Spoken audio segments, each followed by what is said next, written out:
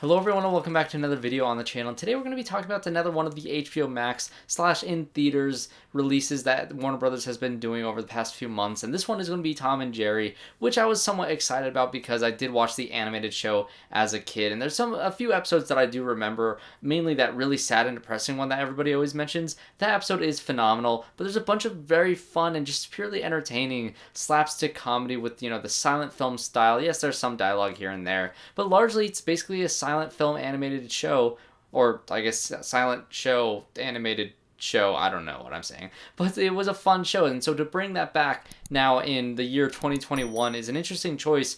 And this live action hybrid thing has been done in many other films, like the Smurfs comes to mind, Peter Rabbit comes to mind, which this movie is kind of similar to both of those, but I do actually like this movie better than both of those films. And I think my reason behind that was because I was attached to the show as a kid, and so when this movie is being Tom and Jerry but like in a live action hotel, it's really fun. And I actually dug the animation style that's in this movie because it's kind of 2D but it's 3D at the same time, and it has a unique look to it, and I think it works because, I mean, all the animals in this film, which I do think was a pretty fun idea, but every single animal in this film, even the food, like even dead animals that have been turned into food, are all this animation style. Everything else is live action, and the world never even reacts to that. That's just how this world is, and it was a unique style that I actually really did enjoy. This movie was directed by Tim Story, who did movies like the Fantastic Four movies, the old ones in the early 2000s, and those ones, love them or hate them, they're really cheesy and they're really, just, I don't know. I think Tim Story was actually a good choice for this movie because he has a good idea with the camera and the way he moves it and the way that he injects energy into the Tom and Jerry sequences. Because this camera and the way he moved it around in these like animated fun sequences was really entertaining. The problem is there's a lot of other human characters in this film and a lot of subplots that I just didn't really care about. The main two human characters is Chloe Grace Moretz, who plays, I think her name is Kayla, and then Michael Pena, who plays, like, I guess the assistant manager of this hotel. And Chloe Grace Moretz kind of injects herself into this hotel. She lies to get the job, and she gets this position, and she's tasked with getting rid of the mouse problem, which is Jerry. And she basically enlists Tom to help her out with that. And she essentially just wants to keep her job and to make money and to kind of be off the streets for a while because she doesn't really have anywhere to go. And I think the setup for her character and getting into this hotel was pretty decent. I think her character in general throughout this entire movie is enjoyable. I think she is a charismatic actress. She's really fun to watch on screen, and I've loved her as an actress ever since the Kick-Ass movies, which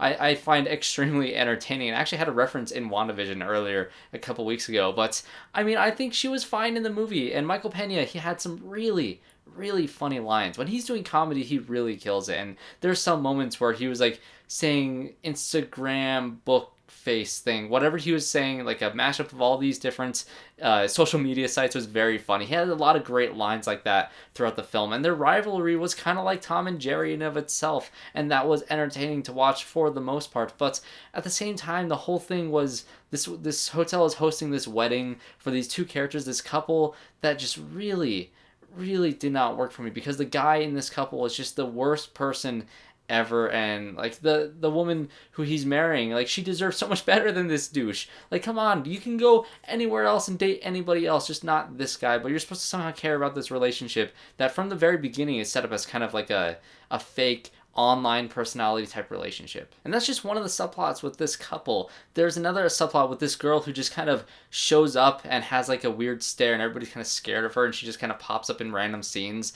And yeah, it was funny a couple times, but for the most part she just kind of shows up, and she has a couple moments where she's, I guess, important to the plot, but that didn't really matter. And then Chloe Grace Moretz has a romance with this bartender character that is just kind of half-baked. It never really dives into that, and it's I can't even call it a romance because nothing really, the storyline doesn't really even go anywhere. Like, it doesn't, nothing happens with it. There's nothing, I'm trying to like avoid spoilers, but like nothing happens with a relationship, so there's nothing to spoil. So there's a lot of things in this movie that just detracted from the Tom and Jerry thing. This movie is 2 hours, or not 2 hours, geez, if it was 2 hours long, that'd be a nightmare. It's an hour and 44 minutes long, and it just overstays its welcome. I think it's about 20 to even 30 minutes too long. I feel like if they really condensed it and focused on the Tom and Jerry aspect with, Tom and Jerry, and then Chloe Grace Moretz and Michael Pena, and have them have like a Tom and Jerry type relationship and just focus on that, and have like the situations in Tom and Jerry are usually really funny. Like, Tom has to take care of Spot's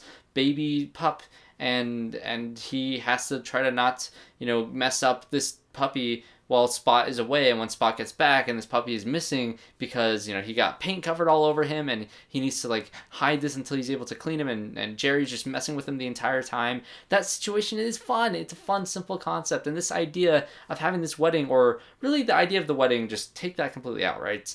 And then you have them just trying to be in a hotel, and Chloe Grace Moretz trying to get this mouse out of here. That's a fun situation, and when it comes to that stuff for the first half of this movie, I think it really is enjoyable. And I don't think this movie is like offensively bad. There's nothing wrong with this movie. I don't think I have any like strong hatred for any particular scenes in this movie besides that boyfriend character for the wedding party thing. That I could have done without, but everything else I thought was it was fine. This is an okay movie. There's nothing harmful about this movie. Kids can watch it and probably have a really fun time with it. And the one thing that I was hoping this movie does, that it definitely did, was keep the essence of Tom and Jerry, which I think that was still a part of this film. It still has that animated violence that Tom and Jerry has. Maybe not as, overt. There's some violent things that happens with Tom and Jerry in the animated show, and so it doesn't reach that extent. But there's a scene where Tom is just trying to get into the hotel and Jerry won't let him get in. That is extremely entertaining. That is straight out of Tom and Jerry, and having this live action story around it and having the energy behind the camera really did work for me. But besides that, this movie just kind of, it was okay. So that is my review for Tom and Jerry. If you guys watch this movie on HBO Max this weekend, what do you think of it? Do you think it's good for kids? I think it's fairly good for kids. I just don't think there was anything that was too grand. Like, it could have been really like a tight, solid movie, but instead it just kind of meandered with a bunch of subplots. So that is my review for Tom and Jerry. If you did enjoy this review, subscribe to the channel and leave a like and comment down below all your thoughts on this film or this review. And if you want to see my WandaVision series, I'm recording this like we're very close to the new WandaVision episode coming out. It comes out 1 a.m. my time. So subscribe to also see my WandaVision episodes that I've been reviewing every single night. So thanks guys for watching, and I hope to see you all in my next one.